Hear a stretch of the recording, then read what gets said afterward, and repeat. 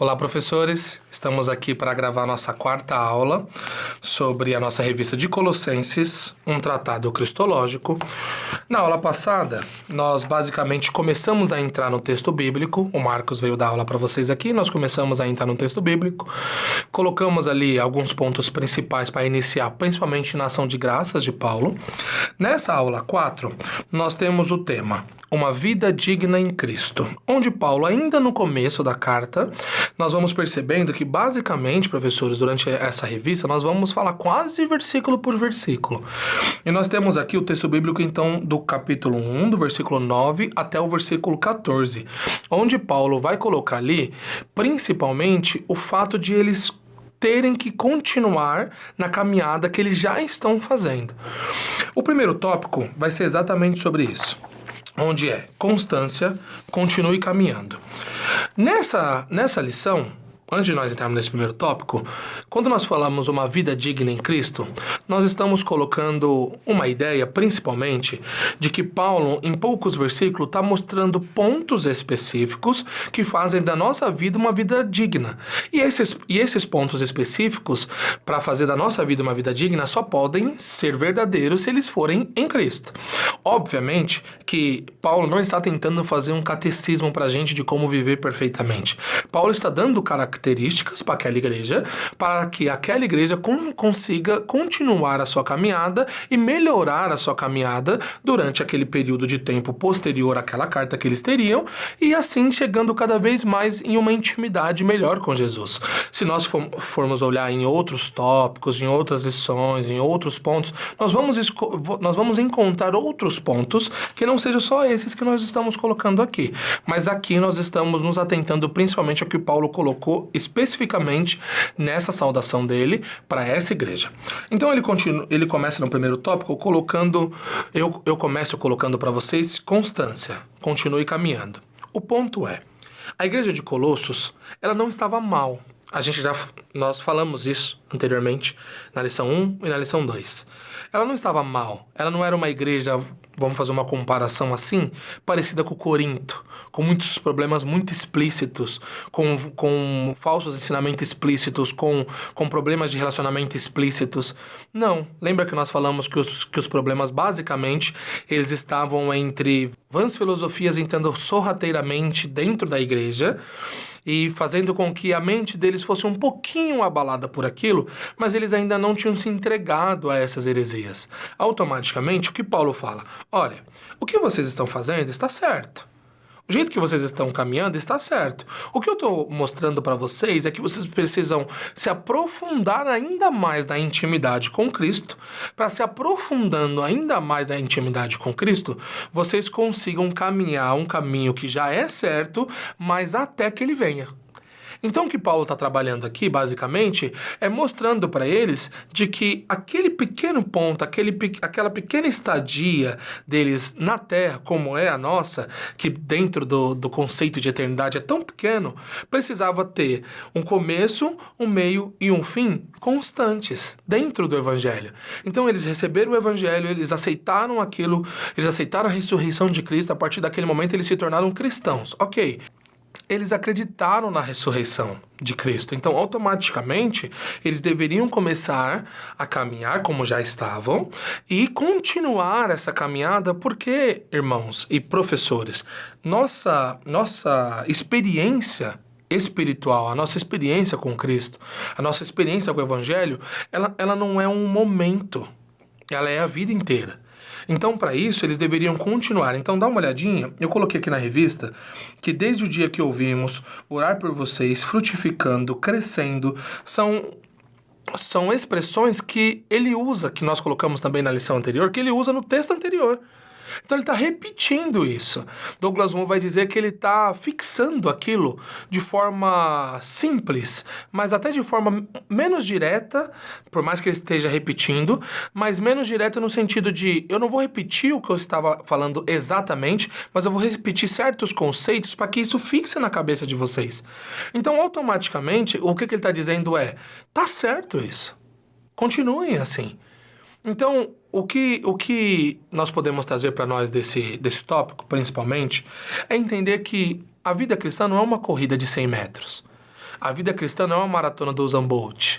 A vida cristã, ela é uma caminhada, dia após dia, durante toda a vida, do começo ao fim, onde nesses intervalos, nas bifurcações, nas quebradas da vida, no momento onde a gente não sabe se é para a direita ou se é para a esquerda, no momento onde a gente tem que tomar determinadas decisões, que nós vamos falar no próximo tópico, nesses momentos, nós podemos ser abatidos em alguns momentos, nós podemos estar mais tristes, estar mais duvidosos, mas em nenhum momento o abandono da nossa fé, o abandono da ideia de que Deus cuida de nós pode acontecer. Por quê? Porque por mais que nós passamos por esses percalços, a vida cristã ainda continua sendo uma caminhada, onde momentos ruins e momentos bons vão acontecer, mas nós devemos continuar. Constância, por isso que é o nome do tópico, constância, continue sempre caminhando. O segundo tópico vai dizer, essa é a vontade de Deus? Por quê?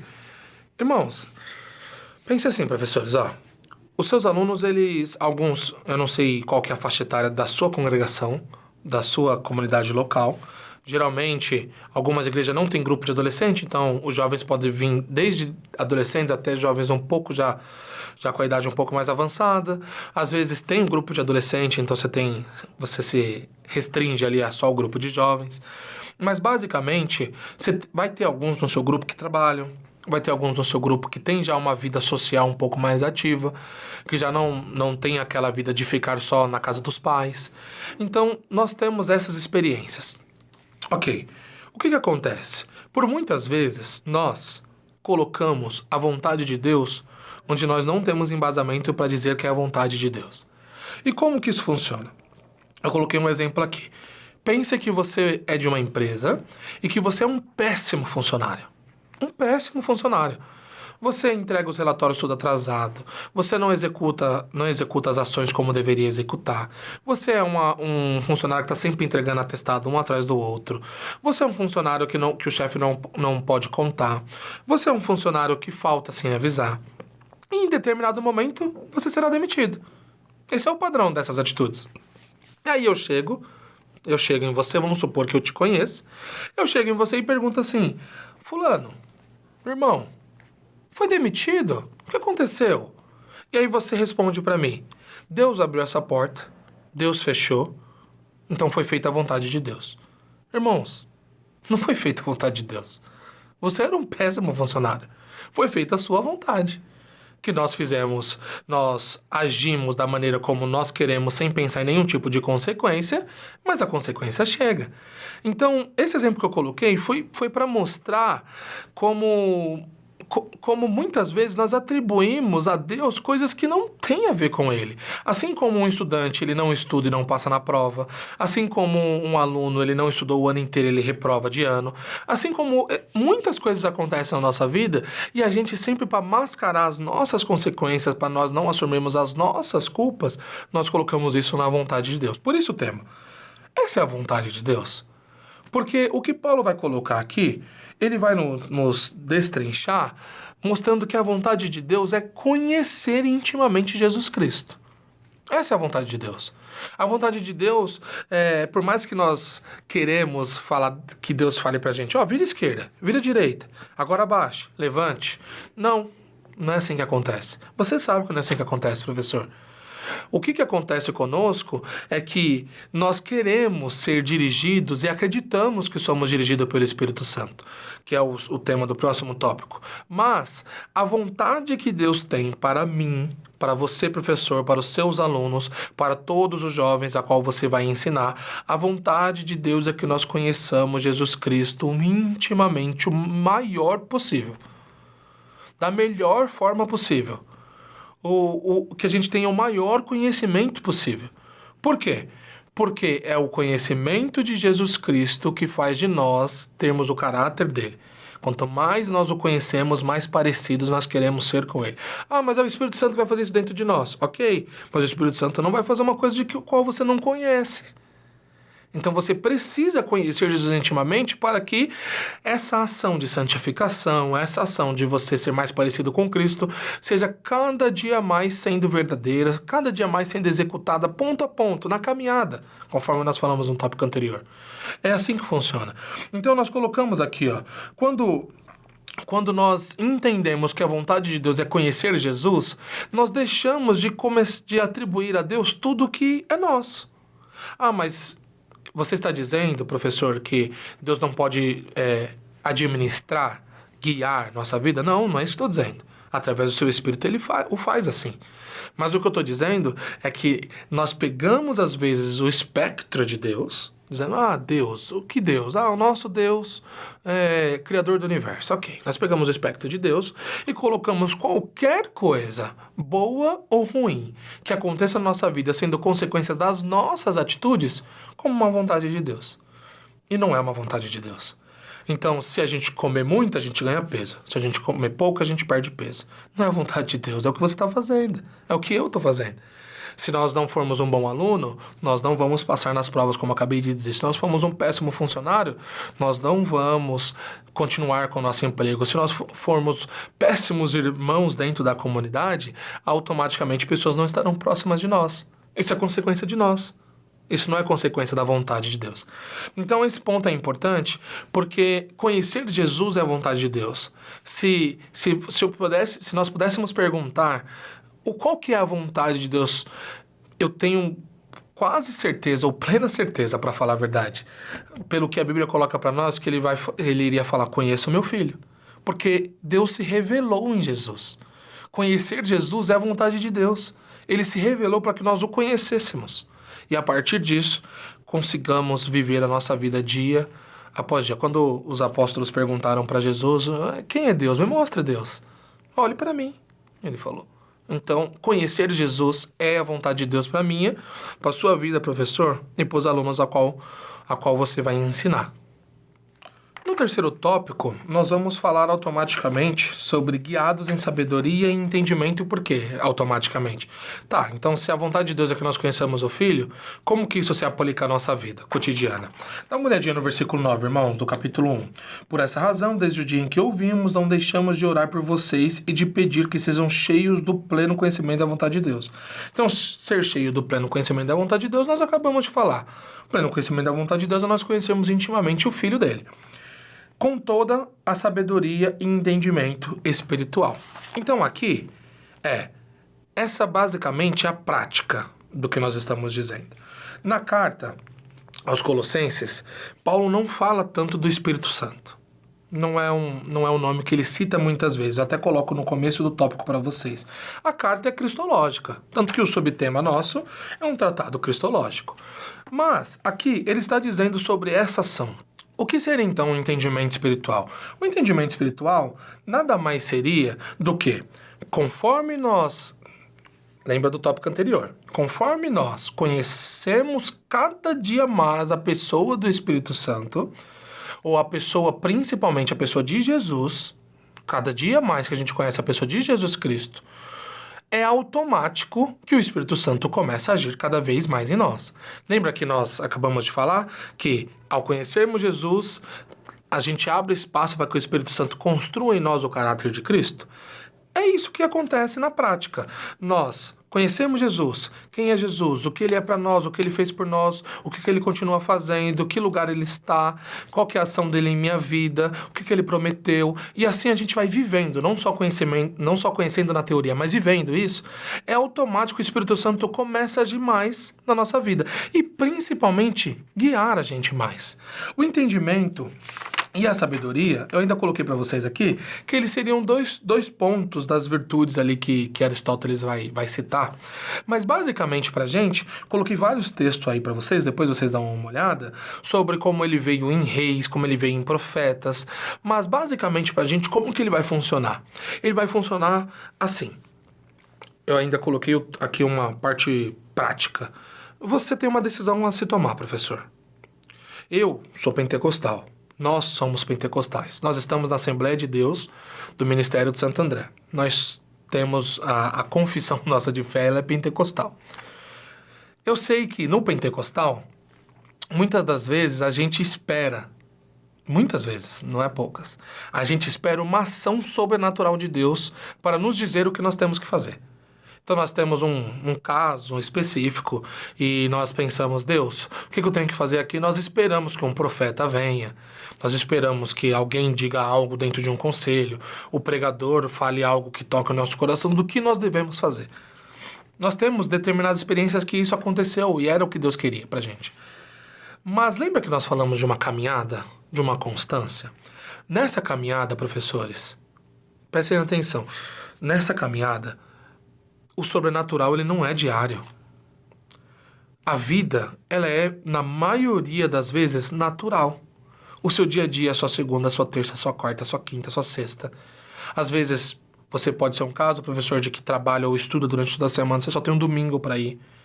Durante toda a semana, a sua vida é natural. Sua vida é dentro dos moldes daquilo que Deus criou para o universo. E a partir disso, você toma decisões no seu trabalho, você toma decisões com a sua família, você toma decisões em muitos pontos. Quando alguém chega no seu trabalho e diz assim, você pode fazer isso, você pode fazer aquilo, é uma decisão que você toma. Tem decisões muito mais supérfluas, mas tem decisões muito grandes. E isso, nem sempre aparece um anjo, na maioria das vezes não aparece um anjo para você e diz assim, tá, vire à esquerda. Ok, vire à direita. Vai, prossiga, fique, recue. Essa não é uma experiência diária pra gente.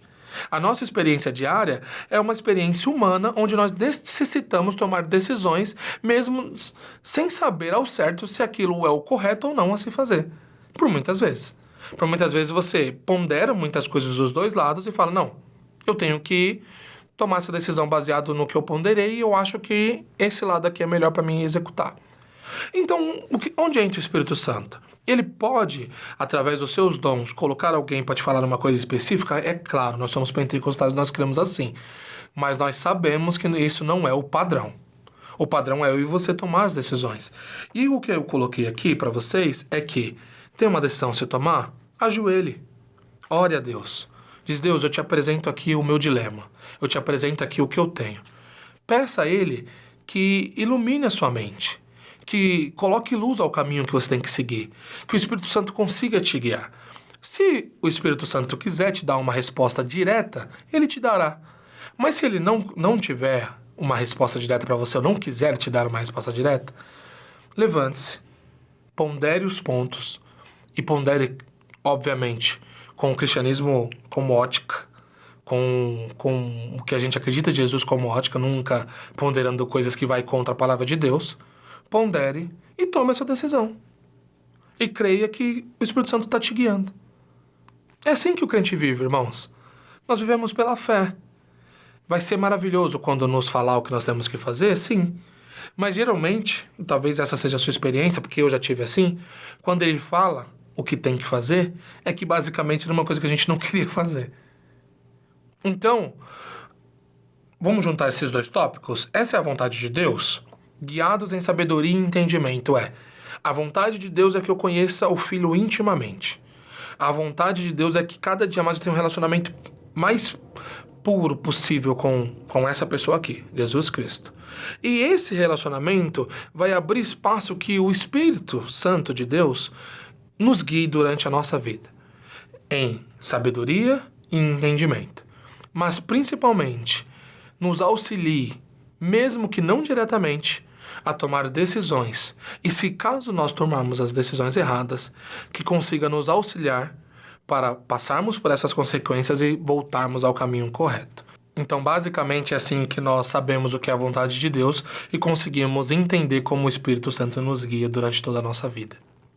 Para finalizarmos, irmãos, eu vou ler a conclusão para vocês. Nós temos o tópico transformação comportamental. E eu dei um exemplo, basicamente, de como seria essa transformação em um momento que você tem que tomar a decisão. Então, aqui você vai, além de mostrar como esses pontos que nós trabalhamos de vontade de Deus, de ser guiados pelo Espírito Santo, de continuar caminhando, o que eles fariam em nós, aí você pega exemplos, basicamente, do seu cotidiano e da sua relação com a sua igreja local para você conseguir aplicar melhor para eles essa parte. E nós temos o último, que é vivamos, então, a vontade de Deus dignamente, que é cada dia dessa caminhada nós executarmos isso que é a vontade de Deus e o que é ser guiado em sabedoria e entendimento. Para finalizar, eu coloquei uma frase do C.S. Lewis, que é uma frase que exemplifica bastante de como é a vida do crente. Não estamos vivendo em um mundo onde todas as estradas são raios de um círculo e onde todas, se seguidas suficientemente, acabarão por se aproximar gradualmente e terminar se encontrando no centro. Pelo contrário, estamos num mundo em que cada estrada, depois de alguns quilômetros, se divide em duas, e cada uma destas, mais uma vez, em duas, e cada encruzilhada você tem que tomar uma decisão. Então essa é a nossa vida, irmãos. E o que nós estamos mostrando aqui é que viver uma vida digna em Cristo, ter uma transformação comportamental, nós conseguirmos viver cada dia mais seguindo essa vontade de Deus, é saber tomar decisões guiadas pelo Espírito Santo, dia após dia. Por que nós vamos confiar que nós estamos tomando uma decisão guiada pelo Espírito Santo? Porque nós estamos tentando conhecer Jesus intimamente.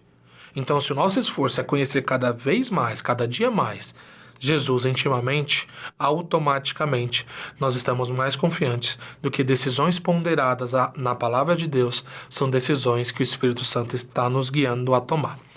Ok, professores? Claro que nós temos muitas coisas a mais para falar, mas como isso é só um subsídio a você, transforme esses exemplos que nós demos aqui, utilize esses últimos 2 tópicos que são exemplos também mais práticos e coloque eles na sua congregação, na sua comunidade. Utilize exemplos que façam eles entender dentro da sua realidade. E assim a gente consegue fixar na mente dos nossos alunos o que é viver uma vida seguindo a vontade de Deus.